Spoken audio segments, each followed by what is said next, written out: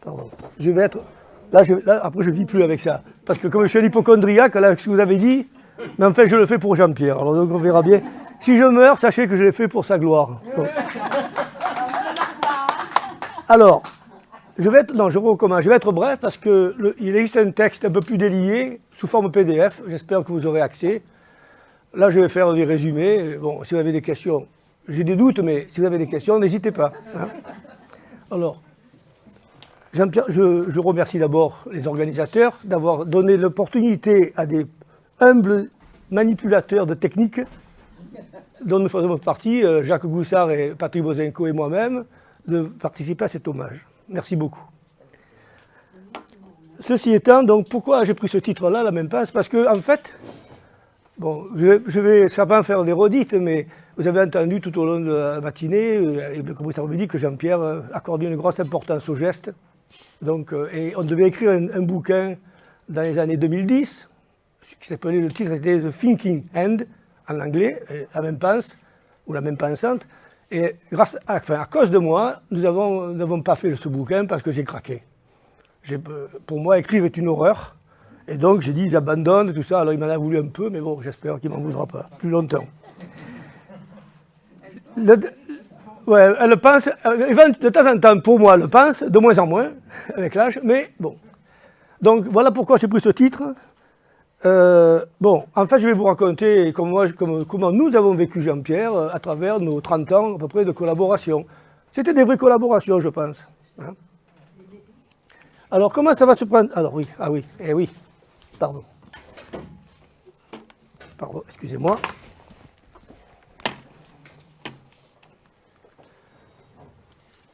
Comment nous l'avons compris, Jean-Pierre? Je vais vous présenter l'histoire de nos projets communs. Chaque fois, le but du projet, les équipes qui ont participé au projet, des fois c'est intéressant de comprendre qui participe à ces projets-là, les budgets, parce que je pense que des fois on oublie, surtout à la fac, que les pépettes c'est important, hein. Les apports de Jean-Pierre et de son équipe, il n'a pas toujours été tout seul avec nous, on l'a souvent vu seul, mais il avait aussi des collaborateurs que nous avons rencontrés. Et puis en fait, pour chaque projet aussi, je vous dirai les résultats que nous avons eu avec ces projets-là, et enfin le souvenir qu'ils nous laissent, qui sera, je pense, ne vous étonneront pas. La rencontre avec Jean-Pierre date des débuts des années 80, il y avait Madame Benlian et lui qui sont venus m'interviewer, alors que je travaillais encore à l'aérospatiale et la division hélicoptère, parce qu'il faisait son enquête sur la CFAO, donc on en a parlé ce matin. J'ai eu la chance de mettre la CFAO à l'aérospatiale en 1971, 72. Et donc, pendant cette année-là, j'ai développé la CFAO. J'ai pris les traceurs qui étaient à genoux dans les salles à tracer, comme on vous a dit ce matin, des carlingues d'hélicoptères, des pales, des trucs comme ça. Et puis, je les ai mis derrière les écrans. C'était un folklore. J'avais tous les syndicats contre moi, notamment le syndicat FO, ce qui m'a valu une certaine animosité. Le directeur de l'entreprise de l'époque, enfin de la division, qui s'appelait M. Carayon, qui était contre moi. Heureusement que mon directeur des études m'a bien aidé, m'a soutenu, et nous avons pu mettre la CAO à Marignane. J'ai vécu avec lui donc cette période-là, je lui ai expliqué ce que moi j'avais vécu avec Dassault, les relations avec les différentes divisions, et puis bon, disons que à la fin de ces années-là, donc après, nous avons passé une période de collaboration et d'échange dont je vais vous parler plus en détail. Et puis nous avons commencé les projets. Donc les projets c'est Stéréo, Fiores, il n'a pas participé au Fiores, mais il me paraît important de vous expliquer ce qu'est ce projet, parce qu'il conditionne le suivant, violemment. Fiores 2, auquel il a participé plein pot, et puis le troisième, alors vous allez voir, c'était assez intéressant aussi, ça correspond exactement à ce que vous avez eu ce matin, à sa philosophie, qui s'appelait Touch and Design, touche et fait le dessin, fait la conception. Voilà, et puis après je vous dirai comment nous l'avons perçu, enfin moi en tout cas je l'ai perçu. Alors, la rencontre, début des années 80, donc je vous l'ai dit, interview, Madame Benlian, lui, bon, et puis un bouquin qui sort, dans lequel, une petite partie pour moi, une petite partie pour Dassault, pardon, une petite partie pour Dassault, une petite partie pour XY, pour la Ciotat, qui s'appelait Sysen. Ah oui, Sysen.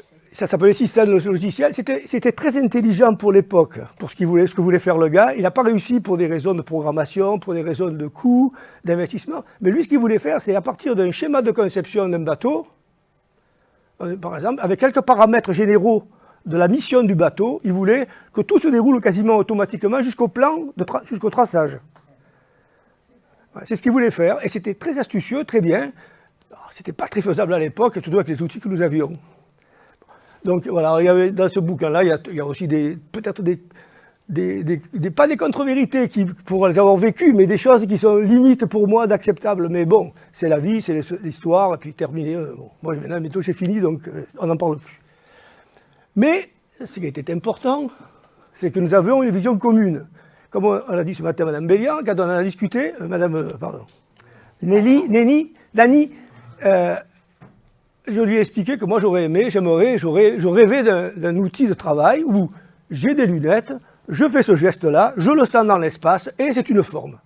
Pourquoi? Parce que j'aime bien les formes complexes, j'aime pas les dessins industriels. Quand j'étais à l'école, ça me pompait, et je préférais les formes 3D, la géométrie, les trucs complexes. Pas les choses simples, droites, les cercles, tout ça. Bon. Et donc on a parlé de ça, ça lui a plu, on a discuté. Puis bon, après pendant quelques temps, donc, on est resté en contact. Bon, le bouquin, c'est le résultat de la première rencontre. Mais ensuite, nous sommes passés à la collaboration. Alors là, c'est assez intéressant parce que je ne pourrais malheureusement pas vous donner d'exemple à l'écran, mais je vais vous expliquer ce qui s'est passé. Nous avions des logiciels dans ma société, qui s'appelait Sisigraph à l'époque. Entre-temps, j'ai changé de boîte.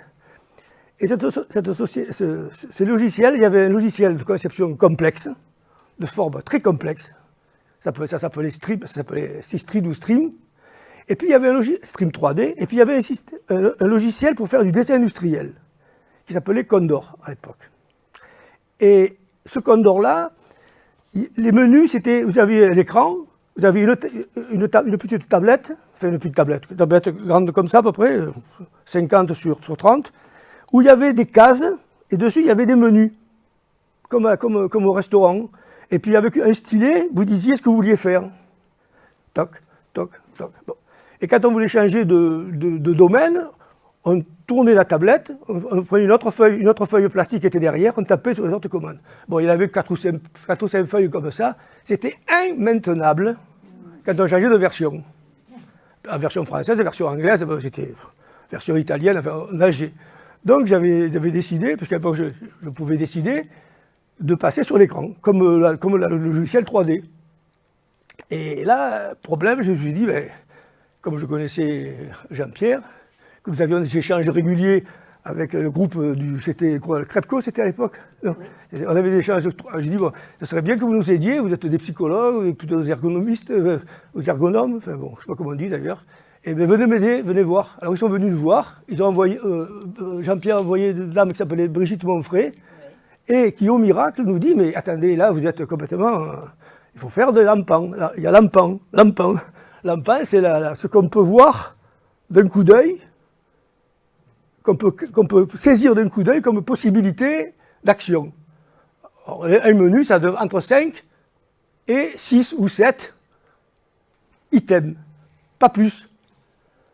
Donc il a fallu redécouper tout le logiciel, mais en ces termes-là, avec l'empan. L'empan, c'était pour moi, c'était la référence pendant des années. L'empan, les gars, non, ça va, allez hop, à dégager. Bon.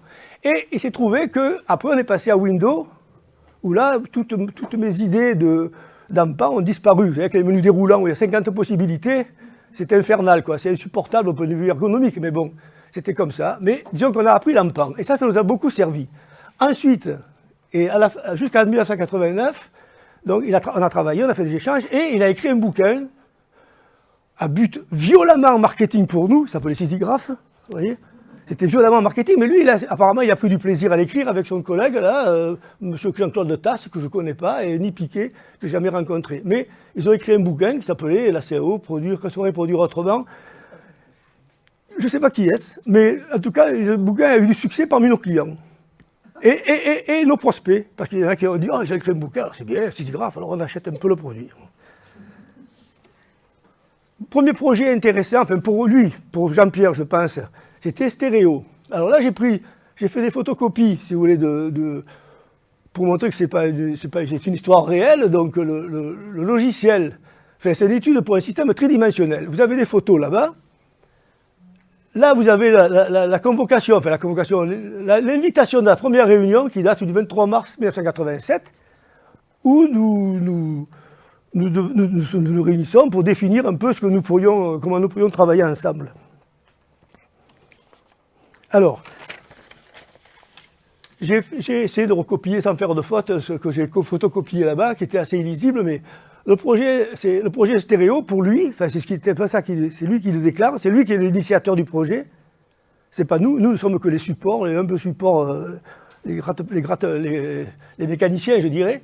C'est de réduire, sinon d'abolir le divorce, et de réintroduire la motricité oculaire dans l'intelligence technique. Ça correspond exactement à ce qu'on a dit ce matin. Il trouve que le geste, propage, enfin, ou soutient la créativité, la conception, la compréhension. Donc c'était le but du projet. L'équipe, ben, vous la voyez, l'équipe c'est lui qui la déclare encore, je n'ai fait que copier, je n'ai même pas écrire, donc j'ai pris la photocopie, donc Madame Bellian, Monsieur Cartonnet, Michel Fougère, et puis d'autres personnes, bon, Beaubaton. Monsieur Velay est là également, Jean-Luc Velay est là. Ah d'accord, voilà, d'accord. Écoutez, ravi.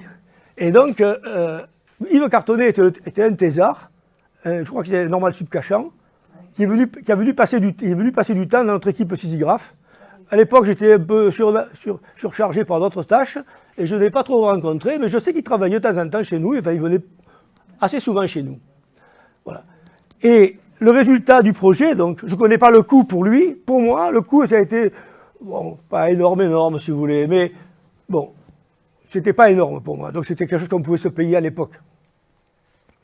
Donc, l'idée, c'était de présenter donc, à l'opérateur différents objets en 3D, si possible, en 3D, pour qu'on voit si la présentation 3D correspondait mieux ou permettait de faire des avancées, des résolutions de problèmes par rapport au dessin classique, au dessin industriel classique. Alors, j'ai vu qu'il y avait des exemples là de dessin 3D, oui, en dehors du, voilà, c'est à voir là-bas. Il y a même la plaque. La plaque de Cartonnet. À la thèse qu'a conduite Yves Cartonnet pour arriver à des résultats. Elle est là, je peux vous la montrer après. D'accord. Donc, si vous voulez, nous, ce qu'on devait faire, simplement, c'était d'avoir un objet, une fois conçu en 3D, c'était facile pour nous de faire en 3D, mais ensuite de faire plusieurs images à différents petits points de vue pour permettre d'être supporté par des écrans lenticulaires. Donc, et puis le Crepco, lui, qu'est-ce qu'il devait faire? Il devait se débrouiller avec ça, montrer les objets à l'écran et puis faire les enquêtes qu'il voulait. Quels ont été les résultats de ce projet? Une thèse, la thèse de M. Cartonnet, oui, qui a été soutenue sous la direction de Jean-Pierre Poitou en 92, et plus intéressant pour moi quand même, parce que c'était plus porteur, parce que, bon, une thèse, je ne suis pas rentré dans le détail, donc je ne savais pas vraiment, mais les résultats, j'ai trouvé ce résultat-là dans Intellectica. C'était un article que Jean-Pierre Poitou a écrit après cette thèse-là, à propos du rôle de motricité et des graphiques dans l'activité cognitive.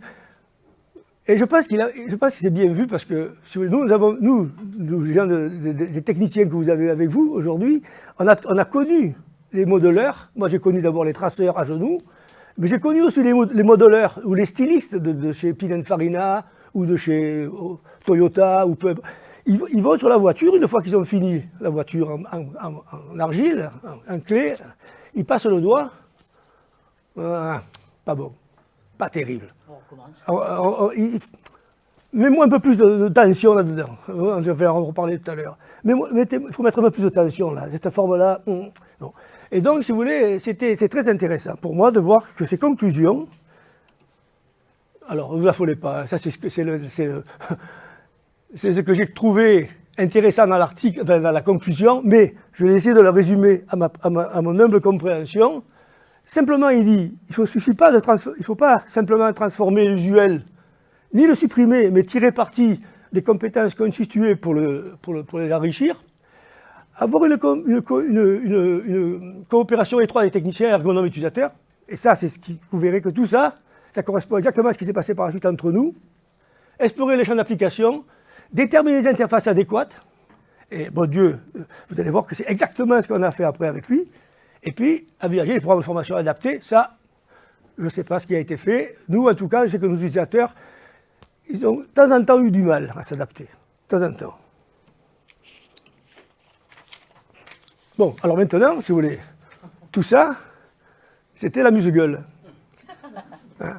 Maintenant, on va rentrer dans le vif du sujet, et entre 1997 et 1999, on lance, quand je dis on, c'est un de mes camarades, un professeur d'université de Kaiserslautern, qui me dit, qui était mon élève sur mon système, enfin notre système, en 1980, de BMW, qui est passé professeur d'université, d'Angvort, Javol, et qui me dit, on devrait faire ce qu'on appelait en France du reverse engineering, mais en fait, c'est mieux, c'est de dire engineering in reverse. Ça veut dire que, au lieu de concevoir, de mesurer, de reconcevoir, de mesurer pour que ça s'adapte, on conçoit quelque chose, à peu près, et puis maintenant, on mesure, et sur ce qu'on a mesuré, on dit ce qu'on voudrait obtenir.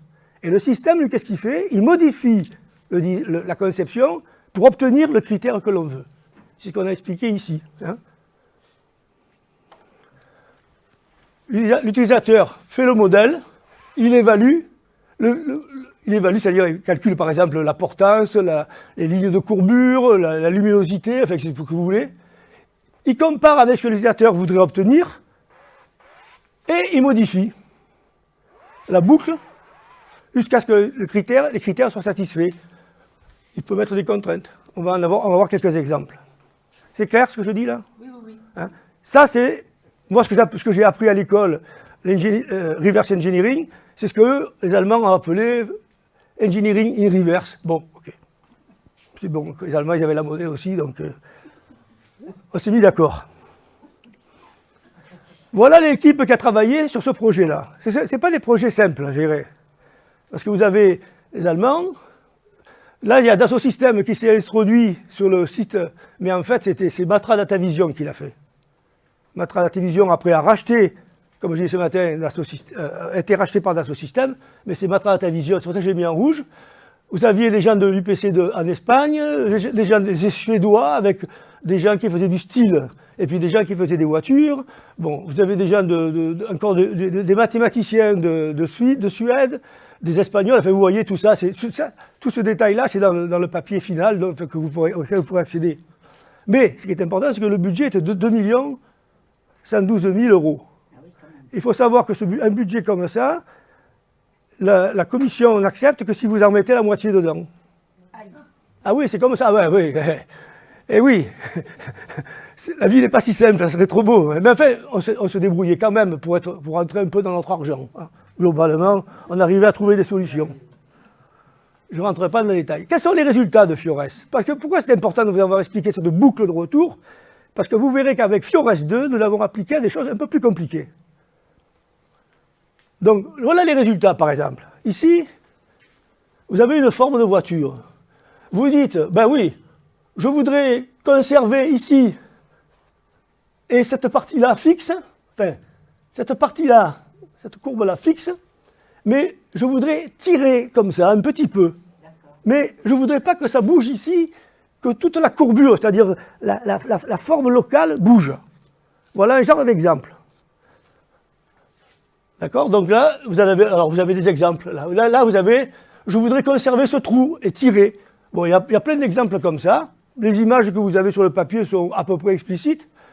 Si vous vouliez une démo en temps réel, on pourrait la faire si on avait le système et ça marche encore parfaitement. Autre exemple ici, vous voyez là, ça. Ça, ce sont des lignes de réflexion des néons. D'ailleurs, je vous signale que vous ne verrez jamais une voiture dans les halls d'aéroport exposée sous les lignes de néons. Elles sont toujours éclairées par des spots. Elles sont éclairées par des spots parce que sinon vous voyez les défauts. Vous voyez des zigzags comme ça. Les stylistes, ils n'aiment pas ça. Donc, ça c'est un défaut. Le modeleur, lui, il sait. Quand il passe la main, il le sait que c'est un défaut. Il dit, ah là, il faudrait mettre un peu. Nous, qu'est-ce qu'on fait? Ben, comme on n'est pas des stylistes, on n'a pas la main, mais on dit, tiens, la ligne là, on veut celle-là de ligne. Et le système modifie pour avoir la ligne qu'il faut. C'est un peu compliqué mathématiquement. Pour ceux qui aiment ça, c'est pas évident. Et c'est pas toujours soluble. Pas toujours soluble. Autre exemple, ben ici je tire un peu là, vous voyez, je veux je veux conserver ça, mais je voudrais tirer un petit peu, bon, ça va gonfler. Bon, voilà en gros le résultat de Fiores. Bon, ça c'est Fiores. Vous avez vu que le budget était quand même conséquent. Mais je dirais que c'était dans l'ordre des choses où Jean-Pierre n'apportait rien. C'était strictement mathématique, ce qu'on faisait. C'était que des maths. Enfin, des maths ou, si vous voulez, un peu d'informatique quand même. Puis on est rentré dans Fiores 2. Alors là, c'est notre histoire, un peu beaucoup plus folklorique. Ça, cette partie-là, c'est ce que voient les Allemands quand ils font le projet. Je l'ai laissé pour le folklore. J'aime bien mon collègue Werner, mes collègues allemands, mais ça, c'est l'image. Je vous engage, si vous avez l'occasion de regarder, bon, pour le folklore, de regarder. Mais je vais vous expliquer de quoi il s'agit. De quoi il s'agit, c'est quand on voit un objet, c'était l'idée qu'on avait avec l'allemand, là, toujours dans le Wort. Quand on voit un objet, il y a des objets, par exemple une cafetière, on la trouve, donne un aspect de robustesse. Ou bien, cette voiture, elle a l'air sportive. Ou bien, cette voiture, elle est robuste. On accorde à la forme, à l'objet, une qualité, je dirais, je ne sais pas comment on peut l'appeler comme vous voulez, mais une qualité, un ressenti. Et on s'est dit, mais est-ce qu'on ne pourrait pas mesurer ça? Si on pouvait mesurer ces ressentis, le quantifier, et faire du reverse engineering sur le ressenti, ou bien faire de la recherche sur le ressenti. Par exemple, donne-moi toutes les voitures américaines qui ont un ressenti sportif, ou voitures qui ont un ressenti uniquement la forme. Je ne parle pas de la culture associée au pays où on sait que l'allemand, a priori, ça va être de qualité, ou l'italien, ça va être un peu sportif, ou un peu moyen. Bon. Donc, on a essayé de faire ça. Et l'idée, c'était d'appliquer la sauce, la mécanique de Fiores 1 à ces qualités-là. D'abord, est-ce qu'on peut mesurer des qualités? Est-ce qu'on peut les archiver? Est-ce qu'on peut les reproduire? Est-ce qu'on peut les viser? Faire un objectif de ces qualités? Voilà. J'ai été clair là? Oui. Ok.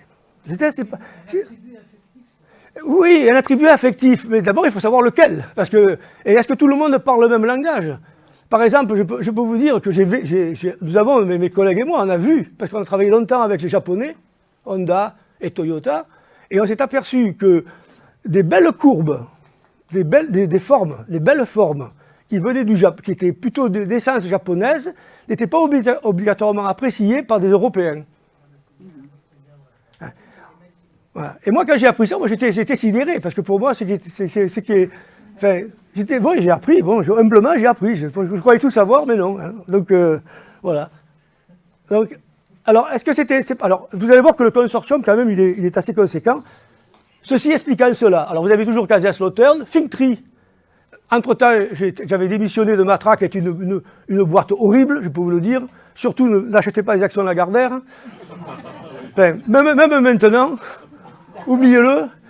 Alors je sais qu'il y a des marxistes parmi vous, donc ils doivent être contents, mais non, mais c'est vraiment dégueulasse. Donc j'avais démissionné de Thinktree, j'étais rentré dans Thinktree. C'est avec Thinktree qu'on a travaillé, et mes collègues sont de Thinktree. Hein. Donc là, vous avez le chef de projet de Thinktree, le monsieur Jacques Goussard, celui qui a travaillé plus en détail, et Patrick Wozenko qui a travaillé sur le projet suivant. Donc vous aviez Alessi, vous connaissez Alessi, tous ces... Voilà, oui, bon. Vous aviez Formtech, toujours les stylistes, Saab toujours les mathématiciens suédois. Vous aviez le LPC, hein, évidemment. Parce que là, c'était typique pour Jean-Pierre. Enfin, pour moi, c'était typique pour lui. Sa connaissance pour extraire l'information, je dirais, humaine de ces qualités-là, pour moi, je connaissais que lui. Et en plus, c'était l'homme qui il a dû se régaler, quoi, j'imagine. Hein. Vous aviez le Paul Léonard de Vinci, il fallait un peu équilibrer les consortiums, donc celui-là, je ne peux pas dire que j'ai été passionnément enthousiaste. Heger, qui était des designers italiens et espagnols. Samtec, très important Samtec pour les problèmes, ce sont des Belges, pour les problèmes d'optimisation dans les boucles de retour. Ceux-là, ce sont des informaticiens allemands, Pininfarina, universellement connu, BMW, et puis Lima CNR, qui sont des mathématiciennes, surprenant pour moi à l'époque, de l'Italie. Je crois que c'était secrétaire, moi, c'est toutes des mathématiciennes. J'étais sidéré. C'était le bonheur, ceci étant, pour moi. Vous imaginez un gros macho près 68 arts qui s'est entouré de femmes, je ne sais plus où j'étais. Hein. Voilà. Bon. Je continue. Une parenthèse. Alors voilà les rôles. Je crois que ça s'est bien expliqué, les rôles, si vous voulez. Vous aviez d'abord je dirais les compagnies qui formaient l'accompagnement industriel, les vrais. Nous, on ne peut pas dire que nous étions des industriels. On était des industriels de l'informatique, mais pas des industriels de l'objet. Voilà. Ça veut dire le contracteur, c'est lui qui touche les pépettes, et celui-là, c'est celui qui les redistribue, ceux qui les reçoivent. Donc, nous étions responsables pour la partie, pour la partie mathématiques, informatique et programmation, où on redonnait de la monnaie à Samtec, à Paul Léonard de Vinci, au pôle universitaire Léonard de Vinci et au CREPCO. Après, vous aviez la partie automobile, la partie, je dirais, automobile et les objets du design du commerce. Et puis, vous aviez aussi l'autre partie un peu générique, domestique. Ça veut dire comment domestique appliance, c'est les objets quotidiens, je dirais, et puis l'automobile. Là, vous aviez un spécialiste du case-based reasoning, ça veut dire un genre d'intelligence artificielle, si vous voulez. On appelle ça maintenant l'IA. Bon, oui. Ok. Non, mais. Non, on se comprend. Voilà, oui, c'est bon. Oui. Oui, donc je suis assez perplexe. Oui, non, mais là, je vais vous dire. J'ai vu, si vous voulez, on peut en parler après, mais moi j'ai mon expérience. Donc, j'ai fait de l'IA avec des gens brillants qui étaient profs à Stanford. J'ai fait des montages automatiques de mécanismes, c'était pas trivial. Mais c'était pas. Bon. Ok, c'était un peu de la cuisine pour moi, vraiment. Vous avez le budget là. Là, c'était intéressant pour vous, pour les gens de la fac, enfin, les gens du CNRS aussi. Le budget, c'était ça. 3 millions de budget, 3,4 millions. Donc 390 000 pour le CREPCO. Bon, c'est pas une petite part. Ils ont passé 37 mois hommes, ont-ils déclaré, pour le faire. Et le budget total, c'est 484. C'est un bon rapport, je trouve. C'est un rapport correct, équilibré. On n'a pas tout tiré la couverture à nous. Voilà. Ni nous à nous. Voilà, non, je dois dire que c'est très bien passé. Enfin, non, je ne vais pas dire que ça s'est très bien passé. Ça s'est passé merdiquement au début. Le début fut extrêmement compliqué, notamment parce qu'il y avait un Allemand qu'on a éjecté d'ailleurs, un prof universitaire allemand qui était insupportable. Toutes les 30 secondes, il faisait ya, mais je ne passais rien. Donc on l'a éjecté. Le camarade responsable du projet, qui était aussi allemand, il a eu quelques difficultés. Donc après, c'est retombé sur nous. Comme je suis un peu brutal, ça s'est un peu mieux passé. Voilà, un peu mieux passé. Bon, voilà l'apport, enfin que j'essaie de résumer l'apport du CREPCO. C'était Nathalie Bonardel qui est intervenue, principalement. Et je dois dire que, bon, elle s'est bien émerdée, parce que, bon, alors au début, on avait le but initial, c'était de faire quelque chose de grandiose, et vous allez voir quand même qu'on a réduit nos objectifs, d'abord pour des raisons de budget, et aussi pour des raisons de complexité. Mais son but, c'était d'extraire la substantifique moelle des formes de la part des utilisateurs, et de les retranscrire à nous, en termes plus simples, et que nous devions trouver les équations qui régissaient ces phénomènes. Voilà. Alors là, vous avez le genre de questionnaire, à partir d'une forme, puis elle posait des questions. Vous avez là quel type de mots, dire le mieux, ce que vous ressentez en voyant ça. Ou bien, là, donnez votre avis sur les lignes, là, cette ligne, comment elle vous paraît, etc. Bon. Et, au bout d'un grand moment d'incertitude, de problèmes, vraiment, ce n'était pas évident. Finalement, les résultats du CREPCO, c'était de nous dire, il y a un langage commun entre les stylistes, les modeleurs, tout ça. Ce langage, c'est plutôt un langage de modifieur. Il s'agit de modifier, plutôt que de dire, oui, elle est jolie, elle est sportive, elle n'est pas sportive. Etc. Non, il parle plutôt de dire, donne un peu plus de tension sur cette forme-là. Ou bien, bombe-la un peu. Ou bien, rends-la plus convexe. Ou bien, rends-la sharpness, c'est-à-dire l'angulosité. Ou bien le leading, qui est assez compliqué à expliquer, mais vous allez voir, ça vous allez comprendre un truc. Ou bien la tension. Alors tout ça, ces 6 modifieurs-là, C'est ce que nous avons retenu pour l'implémentation, enfin pour la réalisation du projet. Et je dois dire que ça a bien marché. Ça a bien marché parce que on a réussi à, moi il m'est arrivé de faire du design uniquement en parlant. On avait les commandes vocales, ça n'a jamais été accepté. Hein. Les utilisateurs. Mais moi je me faisais, on peut expliquer. Si vous imaginez une salle de stylistes en train de dire, tiens, plus de tension, moins de tension, tire aussi là.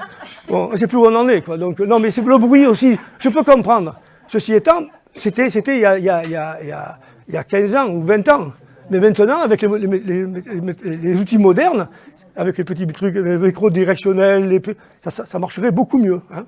Moi, quand je vais à Google, je lui parle à Google. Même si je me sens stupide, je lui parle à Google et il me répond, quoi. Il me donne les bonnes informations. Alors, juste pour vite, l'accélération, vous voyez, l'accélération, vous avez une courbe ici. Et qu'est-ce qu'on fait sur cette courbe? Sur chacune des perpendiculaires à la courbe, on porte la courbure, qui mesure la convexité, si vous voulez, la courbure de la courbe. Et on appelle ça la carte de courbure. Et quand on fait une accélération, vous voyez que la carte de courbure varie comme ça. C'est-à-dire qu'on part d'une courbe peu accélérée à une courbe très accélérée. C'est-à-dire que la courbure va se répartir différemment le long de la courbe, pour une même longueur, pas une même longueur, mais pour une forme à peu près comparable. La couronne, là, c'est facile à comprendre, je dis là je tire, je veux me faire un peu de gonflement. La convexité, c'est relativement simple, hein, je rends plus convexe, moins convexe, plat, creux, inverse. Bon, c'est facile à comprendre ça. Vous voyez quand même les différentes courbures sont l'angulosité, c'est aussi facile à comprendre, hein, vous voyez que c'est plus vous resserrez l'angle là, plus ça monte. La tension et le leading, je ne sais pas comment dire en français le leading, mais c'est des termes qu'on a appris, nous, de la part de Krepko, parce qu'eux, ils ont recensé ça comme ça, mais pour l'exprimer en français, j'ai du mal. Mais on peut comprendre que le leading, c'est de dire, prépare-toi à aller de plus en plus vite. Voilà, en gros, c'est ça, Jacques, vous êtes d'accord? Hein? Ben, si c'est prépare-toi à plonger un peu plus vite. C'est je te prépare, plonge. Et puis la tension, c'est tire-toi un peu sur chaque côté, là, pour que ce soit un peu plus plat, mais c'est pas pareil que la convexité. Tout ça, c'est des équations qui sont derrière. Donc c'est du Robin heures folklorique, ça correspond à des heures de travail, vraiment. On a souffert. Voilà l'exemple qu'on a présenté à la commission, parce que dans les projets européens, il y avait un project reviewer, un project officer qui vient à la fin, qui vous suit tout le long du projet, bon, qui vous souffle dans les bronches quand vous ne dépassez pas vous en pas vos... Mais à la fin, c'est lui qui dit, oui, on paye ou paye pas tout l'ensemble. On a des versements intermédiaires quand même. Mais à la fin, on leur a présenté la modification d'un coffre de toit, vous voyez. On avait pris des lignes caractéristiques. La forme est 3D normalement. C'est-à-dire que quand on modifie quelque chose, c'est toujours en 3D. Même si elle vous paraît 2D, bon, on pourrait vous faire l'exemple. Hein. Là, vous voyez, on a joué sur la ligne 1. La ligne 1, on a fait... sur la ligne 2, on a joué sur la tension et l'accélération. Voilà. Et puis après, ça se répercute donc sur la forme. Bon, et tout ça en parlant. On peut dire, ben oui, cette forme-là, tu pointes la courbe, et je dis là, plus de tension. Voilà. On a tellement souffert au début, vraiment, qu'à la fin, on était tellement content d'avoir fini et que ce soit un succès, qu'on a fait un diplôme. Donc vous voyez, que vous reconnaissez le diplôme là. Jean-Pierre au milieu était content d'avoir fini lui aussi, je pense. Il commençait à en avoir marre à la fin, peut-être. Ouais, on a fait, ouais. Avant Obama. Hein. Avant, lui pouvait le faire, mais nous on l'a fait. Hein. Donc voilà. Alors ensuite, et là, si vous voulez, dans le projet précédent, on avait fait, disons, je sais pas, mais l'intelligence de la forme, je sais pas comment on appelle ça, disons, au moins, disons, on avait mis des qualités non purement géométriques ou mathématiques, même si ça se traduit par des équations, sur des formes. Il manquait l'aptique. Et là, j'ai dit, ben oui, là maintenant, avec Jean-Pierre, et puis notre collègue, Umberto Cogini, qui est décédé depuis, du Polytechnicum de Milan, on a dit, on va faire un projet avec l'aptique. C'est-à-dire, là, parce que quand le modeleur, lui, c'est pas, il faut avoir vu travailler des gens qui font des voitures, par exemple. Ils ont des genres de gabarits qui promènent sur des courbes génériques de la voiture, et il gratte comme ça le plastique, l'argile. Enfin, c'était comme ça il y a quelques années. Et suivant la manière dont ils positionnaient le gabarit, en le traçant, ils font une forme ou une autre. L'enveloppe de la... Geste, en fait. Selon le geste, absolument. Et il y en a qui sont plus ou moins bons. Bon. Et donc, on voulait faire ça. D'accord? Donc, c'est en gros, je résume. C'est ce que nous voulions faire. Donc, l'objectif, c'était de développer donc, ce projet-là. Et puis, pas le faire que pour les voitures, mais donc, qu'est-ce qu'on peut faire pour faire de l'aptique, hein? Donc, l'aptique, haptique. Alors, je ne sais pas, vous avez dit le tact ce matin. Qu'est-ce qu'a dit le tact? Le tact, c'est la peau, Oui. et l'aptique, c'est la main, c'est le... La main et le mouvement de la main, peut-être c'est un peu tout, quoi. C'est le toucher, je dirais. Aussi par la main, oui. Alors, vous aviez le coordinateur qui était le Polytecnico de Milan, Umberto Cogini, le Psyclé, avec Nathalie Bonardel, l'Université de Gironde, Fintry, Moog Fokker. C'était eux qui ont fait qui ont pensé les mécanismes pour aboutir, et les utilisateurs. Le budget était de 3,4 millions quand même, encore un beau budget conséquent, et 175 980 pour le Crepco, mais ça c'est normal parce que le Crepco, il n'a eu qu'à extraire, une fois que le projet était, le mécanisme était conçu et fait, il fallait qu'ils extraient des utilisateurs leur ressenti, comment ils acceptaient le produit et comment ils comptaient s'en servir. Enfin, s'ils s'en sont servis, je ne sais pas en fait. Je ne sais plus parce qu'après je suis parti moi aussi. Donc. Voilà. Alors quels sont les résultats? On avait isolé deux types d'aptiques. Le ponçage. Vous voyez, vous avez le gars là qui est en train de simuler un ponçage. Alors c'est un peu compliqué comme mécanisme, enfin on pouvait poncer comme ça. C'était le ponçage. Donc là vous avez le ponçage en train d'être utilisé. Et puis vous aviez le balayage de produits, le balayage. Alors là le balayage c'est assez compliqué parce que là vous avez un gabarit courbe. Là vous avez deux rails. Et selon que vous balayez le gabarit, il y a une infinité de solutions. Le gabarit peut toucher les deux côtés du rail, mais il y a une infinité de solutions. Et nous, ce qu'on voulait savoir, c'est on capturait le geste en mesurant les différentes coordonnées du gabarit, on mesurait le geste de l'utilisateur, et on engendre une forme. C'est-à-dire que le mouvement de l'utilisateur nous permet de déterminer quel type d'équation gère et quel type de paramètres gère la forme. Voilà. Là, vous avez un exemple, on a fait... Et ça, c'était le résultat de ce qu'il faisait. Le gars faisait ça, crac, et hop, on avait ça à l'écran. Voilà.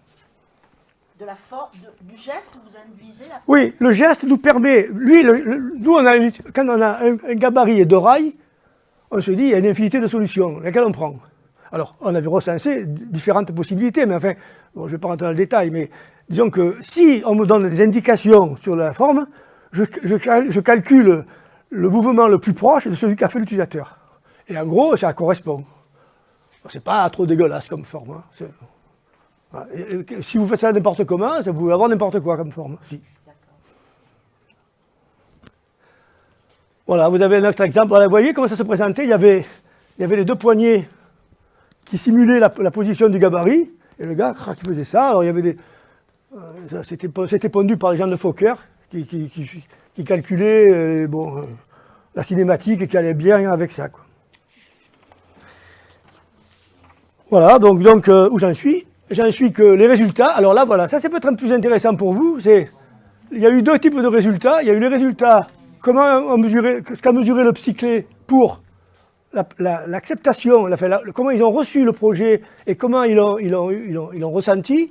Et là vous avez les publications associées. Alors on a publié un peu à droite à gauche. Je dois dire que les Italiens, Cugini était très fort pour les publications. Il se démerdait bien. Mais c'était un universitaire, hein, là aussi. Hein. Nous, non. Moi, je publiais, mieux je me portais parce qu'il y avait les concurrents qui regardaient. Alors que vous, non, plus vous publiez, mieux c'est, quoi. C'était un de nos problèmes, nous, à Sisigraph. Et après, chez Matra à Télévision. Enfin, ceci étant, on a fait un brevet quand même. Pas avec celui-là, avec un brevet du Flores 1. Avec Flores 1, on a fait un brevet que nous nous sommes empressés d'améliorer une fois qu'on est parti de Matra.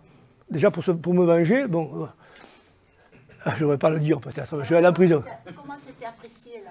Alors voilà. Alors il y a eu une publication aussi de Nathalie Bonardel, donc qui a publié là-dedans, bon, que j'ai pas eu le temps de lire. Alors là, si vous voulez, vous avez plus ça va là, mieux c'est, hein, bien sûr. Alors là, il vous disait comment vous ressentez l'interface utilisateur, l'efficacité du système, le caractère utile du système, ce que vous aimez est-ce que la manière dont vous aimez le plus le produit, l'impression générale, comment vous pouvez l'acquisition de votre de savoir-faire, voilà. Et puis les systèmes, comment vous appréciez les composants, enfin, est-ce que ça, bon, mécaniquement, je dirais. Vous voyez, c'est pas extraordinaire quand même. Là, vous avez ici vous avez plusieurs utilisateurs. Si je vous ai donné sur l'article qui est en PDF là, complet, vous avez les références pour lire si ça vous intéresse. Vous verrez, il y a plusieurs utilisateurs. Il y a des modéleurs, il y a des stylistes, il y a des dessinateurs. Mais en gros, c'est pas extraordinaire. C'est pas tout bloqué là. Hein. Notamment l'impression générale, bon, ce n'est que deux. Enfin, je vous dis, mon sentiment, d'ailleurs je leur ai dit à mes collègues, ils le savent, pour ce qui concerne notre partie informatique, complètement d'accord. Ça s'est bien passé, je me suis régalé, on a capitalisé sur les fonctions et on a enrichi notre système. Mais globalement, l'aptique m'a déçu. Et je pense qu'aujourd'hui, en 2022, avec les outils que nous avons, tous les gadgets pour le jeu, les peaux artificielles, les gants, les lunettes 3D, tout ça, je pense qu'on pourrait faire beaucoup, beaucoup mieux. Mais pépette. Voilà. Alors, Dassault, ils peuvent se le permettre. Nous, à l'époque, on ne peut pas se le permettre. Maintenant, je ne crois pas qu'on puisse le faire. À moins d'avoir un gros financement derrière robuste. Voilà. Mais c'est pas extraordinaire, hein, quand même, hein, si vous voulez. Mais enfin, on a été un succès. C'est-à-dire que la commission a payé. Bon. Il y a tout un machin qui est de l'électromécanique là-dedans. Oui, oui. Et oui, c'est électromécanique, bien sûr. C'est ça le problème. Oui, pas uniquement, si vous voulez, pas uniquement. Enfin, oui, c'est vrai que l'électromécanique est bloquant quand même, par moment. C'est comme la réalité virtuelle. Quand Doug Engelbart invente la souris, il a un engin électromécanique. En fait, c'est une manette qui manipule avec le genou. Mais d'ailleurs, lui, il est électromécanicien, il n'est pas informaticien. Mais il a toujours dit que son problème, c'était qu'il était un petit con parce qu'il était un électromécanicien, qu'en fait, il aurait eu besoin d'avoir le super machin que, justement, à l'université d'en face, il était en train de faire. Oui. Il est à Palo Alto, il est dans le centre du monde. Ah ouais, ouais. Ah oui, là, normalement, à Palo Alto, il a ce qu'il faut. Il a inventé la souris, c'est lui qui a inventé fenêtre. Ah ouais. Lui qui, Ah ouais, d'accord. Tout ce système, c'est Engelbart qui l'a inventé. Mais je veux dire, il a toujours, l'argument, c'est qu'il a toujours dit, c'était qu'on n'avait pas le bon matos. C'était peut-être pas une question de matos, c'est peut-être autre chose. Non, mais c'est vrai. Non, mais c'est vrai, je suis d'accord avec ça. Et en plus, il y a un paradoxe de la réalité virtuelle, si vous voulez, c'est que pour faire de la réalité virtuelle, vous mettez un truc sur la tête, sur les mains, qui vous extrait de la réalité. C'est tellement lourd, tellement pénible et tout. Donc c'est paradoxal, quoi. Donc c'est pénible, quoi. Donc. Mais maintenant, non. Maintenant, enfin, du moins à l'époque. Maintenant, je pense qu'il y a des jeux, qui sont, enfin, des outils qui sont plus souples, plus faciles, plus électromagnétiques, je dirais. Je sais pas comment on peut dire. Capteurs de gestes. Oui, les capteurs de gestes, oui, bien sûr. Oui, par exemple, on a pensé aux capteurs de gestes aussi. Vous voulez mettre allez, bon. À l'époque, maintenant, mon téléphone portable, il est peut-être aussi puissant que peut-être pas, mais bon, que les ordinateurs qu'on avait. Donc il y a tout ça qui entre en jeu, mais enfin, ceci étant, la commission a payé, et donc bon. Et puis nous, on a fait du beurre avec ça, parce qu'on a eu des clients en plus. On a promu, oui, pour moi, c'était mon objectif aussi, en dehors de la gloire qu'on recherchait. Voilà. Alors comment nous l'avons perçu? Alors là, je vais faire des petits apartés, mais. Chaque année, on recevait ses vœux sous forme de croquis. Alors, si vous voulez, moi j'en ai conservé quelques-uns, je n'ai pas tout retrouvé. J'en m'étonne parce que d'habitude je me disais, le Rouzic, c'est un peintre, il va être toujours coté, je les garde, ça me rapportera de la monnaie. D'ailleurs, je lui ai acheté un tableau, j'espère qu'un jour ou l'autre, ma descendance, mes nièces et filleuls profiteront. Mais je dois dire que on a eu des discussions, alors bon, je vous dis pas, mais c'était du folklore, parce que, alors, politique, bien sûr, Parce que lui, il est d'un côté, moi de l'autre. Vous imaginez, chacun son caractère, lui, il tient à ses idées, moi les miennes. C'était assez folklorique, mais c'était très bien. On partait en voiture ensemble, donc de temps en temps, j'accélérais un peu pour lui couper la chic, comme on dit. Donc, regarde, non, mais ce qui est intéressant, si vous voulez, c'est que j'ai du mal à comprendre comment son humour et son très fin de dessin pouvaient être compatibles avec ces mastodontes qui faisaient industriels, les peintures industrielles. Moi, j'ai pas compris ça. Voilà. Non, mais je sais bien, mais c'était pas des peintures industrielles, Madame Poitou, mais c'était quand même de soviétique, quoi, comme peinture. En tout cas, c'est comme ça que moi je l'ai perçu. Voilà, c'était du réalisme. Ça signifiera qu'ils vont devenir Ah, bientôt. d'avant-garde pour l'art américain. Ah oui, on veut dire quand Poutine va venir, il va être content de voir ça, oui. Donc voilà, alors, ceci étant pour moi, ma conclusion, si vous voulez, notre conclusion, je pense, si vous voulez, le souvenir qu'il nous laisse, nous, alors, peut-être que j'en prends pas les bons termes pour vous, spécialistes des termes compliqués que vous avez utilisés ce matin, où j'ai pas tout compris, mais il faisait de la psychologie, alors plus ou moins, comme vous voulez vous l'appeler, pour moi c'est de la psycho. Entre parenthèses, j'ai eu la chance, enfin plutôt le folklore, de faire un DUG ici, en 70, en psycho. Bon, donc peut-être pas le bon terme, mais Piaget, j'ai entendu parler à l'époque, on parlait beaucoup. Donc psychologie, technologie, art et politique. Alors pour moi, en tout cas pour moi personnellement, et peut-être mes collègues aussi, c'était un humaniste, Jean-Pierre. Et ça accompagnait un vrai plaisir. J'ai fini.